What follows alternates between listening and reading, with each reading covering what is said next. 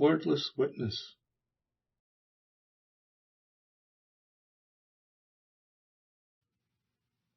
A spear. But when they came to Jesus and saw that he was already dead, they did not break his legs. Instead, one of the soldiers pierced his side with a spear, and at once blood and water came out. John chapter 19, verse 33.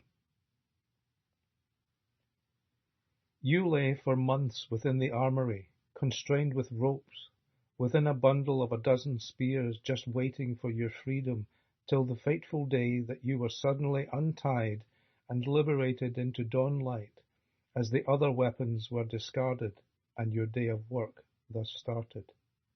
All through the morning, in the shadow of the juniper you stood and loitered with the soldiers, leaning on the stucco wall that bound the cordon of the gruesome place of skulls, where rats would feed on morsels and the gulls would fight for scraps among the gore and implements of violence and of war.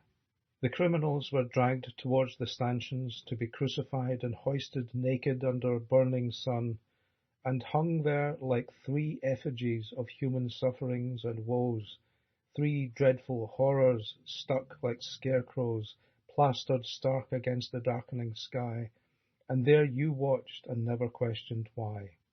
But at the hour of 9 there was a cry, and Jesus breathed his last, and dangled from the tree a broken reed, that now remained beyond each human want and need, his body drained of blood, his spirit gone. His mother wept, and somehow staggered on. But as the light diminished and the soldiers came to break the legs of all the victims, to dispatch them quickly ere the night had come, Jesus was already stiff with rigour, so your hour had now become a present duty, without relish, joy, or beauty. You were seized by burly hands and braced and thrust now into Jesus' side, and it was now assured and clarified that he had died. And all that blood and water that came trickling on your head became the Lord's great sacrifice, who suffered and relinquished life to pay the price for man's offences in our stead.